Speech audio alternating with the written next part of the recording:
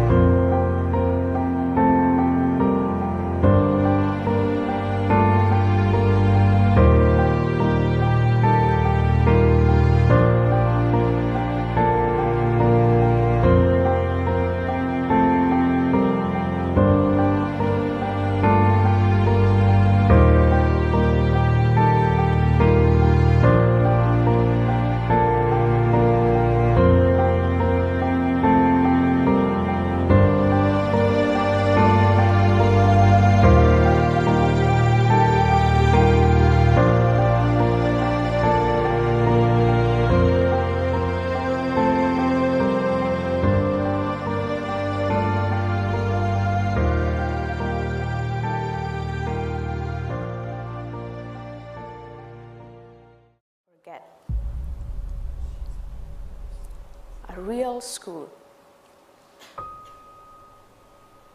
You see, I was 6 when Taliban took over Afghanistan and made it illegal for girls to go to school.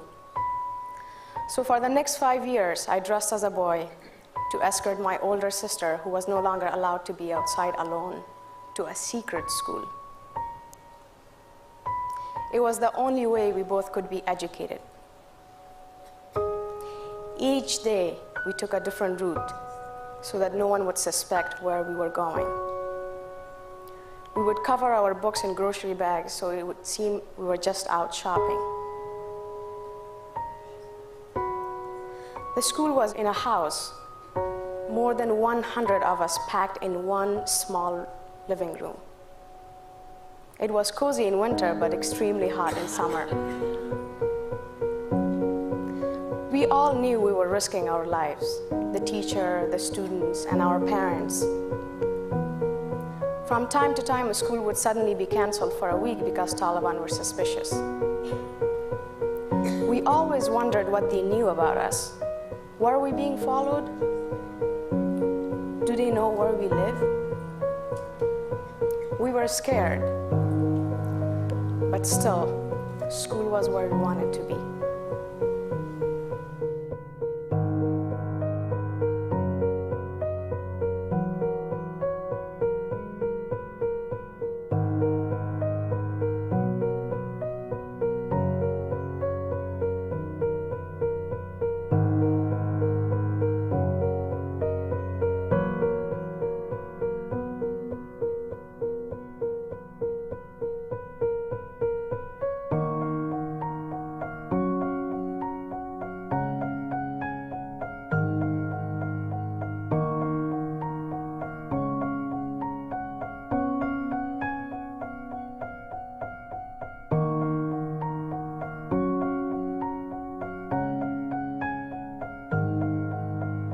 Everything I had to do from that moment was to prepare me to be a perfect woman at age 12. My day started at 5 in the morning, milking the cows, sweeping the house, cooking for my siblings, collecting water, firewood. I did everything that I needed to do to become a perfect wife. I went to school, not because the Maasai's women or girls were going to school. It's because my mother was denied an education. And she constantly reminded me and my siblings that she never wanted us to live the life she was living. Why did she say that? My father worked as a policeman in the city. He came home once a year. We didn't see him for sometimes even 2 years. And whenever he came home, it was a different case. My mother worked hard in the farm to grow crops so that we can eat. She reared the cows and the goats so that she can care for us. But when my father came, he would sell the cows, he would sell the products we had, and he went and drank with his friends in the bars. Because my mother was a woman, she was not allowed to own any property. And by default, everything in my family, anyway, belonged to my father, so he had the right.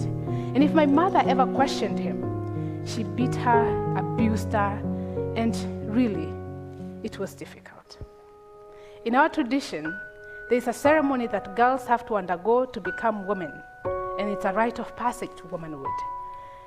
And then, I was just finishing my 8th grade, and that was a transition for me to go to high school. This was the crossroad. Once I go through this tradition, I was going to become a wife. Well, my dream of becoming a teacher will not come to pass. So I had to come up with a plan to figure these things out. I talked to my father. I did something that most girls have never done. I told my father, I will only go through this ceremony if you let me go back to school. The reason why, if I ran away, my father will have a stigma. People will be calling him the father of that girl who didn't go through the ceremony.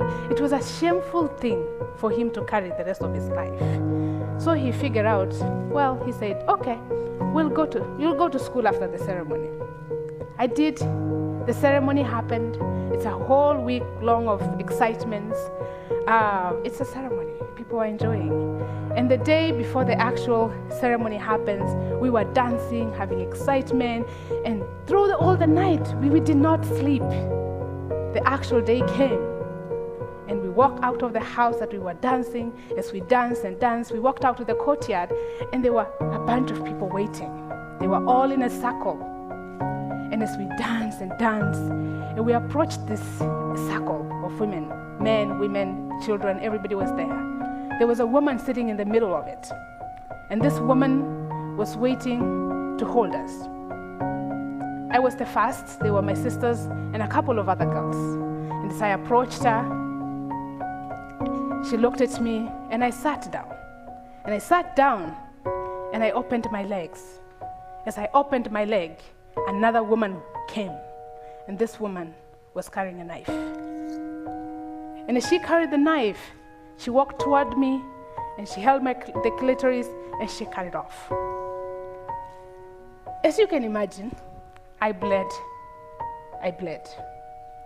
After bleeding for a while, I fainted thereafter. It's something that so many girls, I'm lucky I never died, but many die. It's practice, it's no anesthesia, it's a rusty old knife, and it was difficult.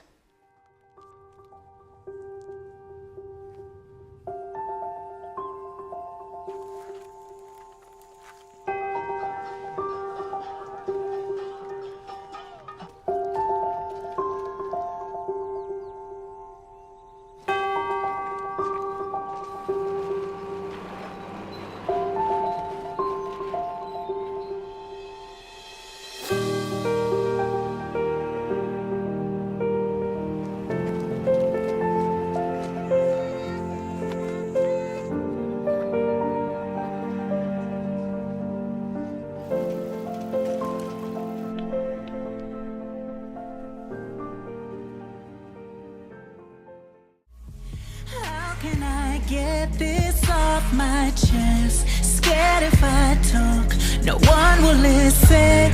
How many times will I regret holding my breath? Don't ever forget all the things that made me into who I really am. That's why it won't faze me. Still I'm pulling with my heart of a woman,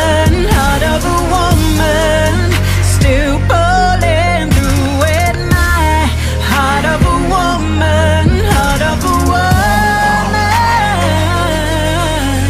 Just know that I am stronger than I look.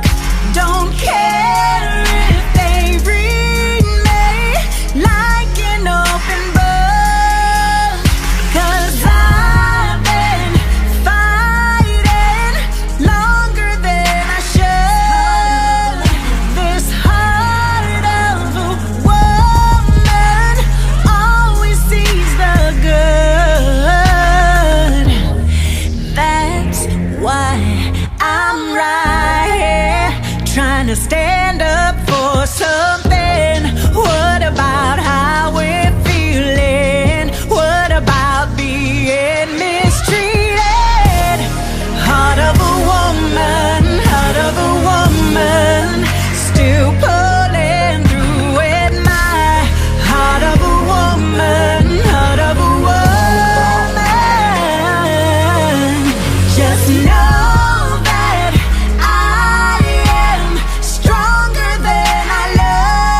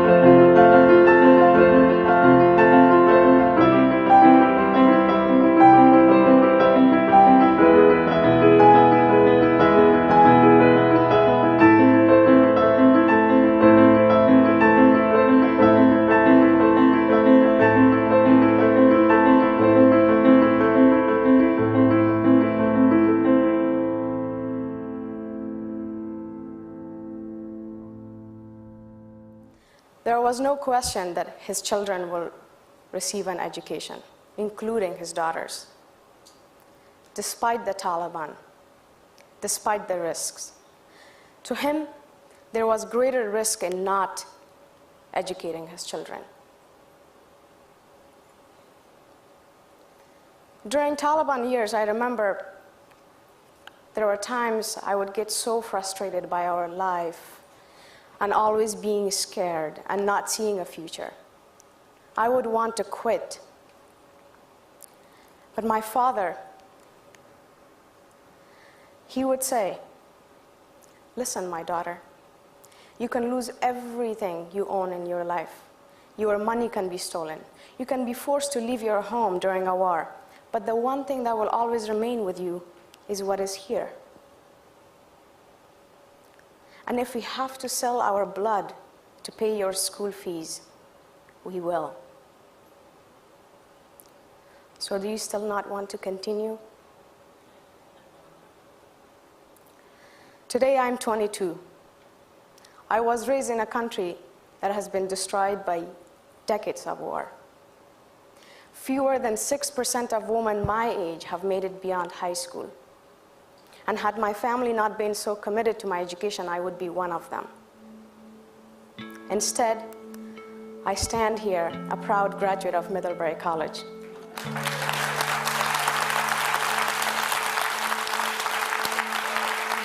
He helped me. While I was in high school also, my dad was sick. He got stroke, and he was really, really sick. So he really couldn't tell me what to do next. But the problem is, my father is not the only father I have. Everybody who is my dad's age, male in the community, is my father by default. My uncles, all of them, and they dictate what my future is. So the news came, I applied to school, and I was accepted to Randolph-Macon Women's College in Lynchburg, Virginia. And I couldn't come without the support of the village, because I needed to raise money to buy the air ticket. I got a scholarship, but I needed to get myself here. But I needed the support of the village. And here again, when the men had and the people had that a woman had gotten us an opportunity to go to school, they said, "What a lost opportunity. This should have been given to a boy. We can't do this." So I went back, and I had to go back to the tradition. There's a belief among our people that morning brings good news. So I had to come up with something to do with the morning, because there's good news in the morning. And in the village also there's one chief or an elder who has, if he says yes, everybody will follow him. So I went to him very early in the morning as the sun rises. The first thing he sees when he opens his door is, "It's me. My child, what are you doing here?" "Well, Dad, I need help. Can you support me to go to America?" I promised him that I'll be the best girl. I will come back. Anything they wanted after that, I will do it for them. He said, "Well, but I can't do it alone." He gave me a list of other 15 men that I went, 16 more men. Every single morning, I went and visited them. They all came together. The village, the women, the men, everybody came together to support me to come to get an education. I arrived in America, as you can imagine. What did I find? I found snow. I found Walmart, the vacuum cleaners, and lots of food in the cafeteria. I was in a land of plenty. I enjoyed myself. But during that moment, while I was here, I discovered a lot of things. I learned that ceremony that I went through when I was 13 years old, it was called female genital mutilation. I learned that it was against the law in Kenya. I learned that I did not have to trade part of my body to get an education. I had a right. And as we speak right now, 3 million girls in Africa are at risk of undergoing through this mutilation. I learned that my mom had a right to own property. I learned that she did not have to be abused because she's a woman. Those things made me angry. I wanted to do something. As I went back, every time I went, I found that my neighbors' girls were getting married. They were getting mutilated. And here, After I graduated from here, I worked at the UN. I went back to school to get my graduate work. The constant cry of these girls was on my face. She's just a girl and she's on fire. Hotter than a fantasy. I want to challenge you today. You're listening to me because you are here very optimistic. You are somebody who is so passionate. You are somebody who wants to see a better world. You are somebody who wants to see the war end, no poverty. You are somebody who wants to make a difference. You are somebody who wants to make our tomorrow better. I want to challenge you today that you be the first, because people will follow you. Be the first, people will follow you. Be bold, stand up, be fearless, be confident, move out, because as you change your world, as you change your community, as we believe that we are impacting one girl, one family, one village, one country at a time. We are making a difference. So if you change your world, you're going to change your community, you're going to change your country, and think about that. If you do that and I do that, aren't we going to create a better future for our children, for your children, for our grandchildren, and we will live in a very peaceful world. Thank you very much. She's on top of the world. Hottest of the hottest girls there. We got our feet on the ground and we're burning it down.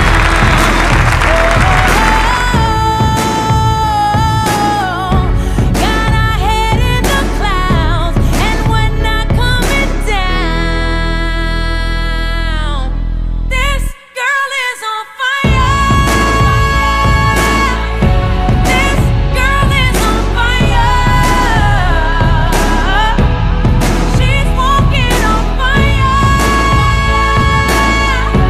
This girl is on fire.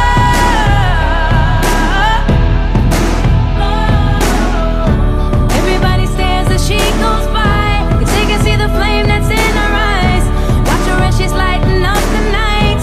Nobody knows that she's a lonely girl, and it's a lonely world. But she gon' let it burn, baby, burn, baby. This girl is on fire. This girl is on fire. She's walking on fire. This girl is on fire.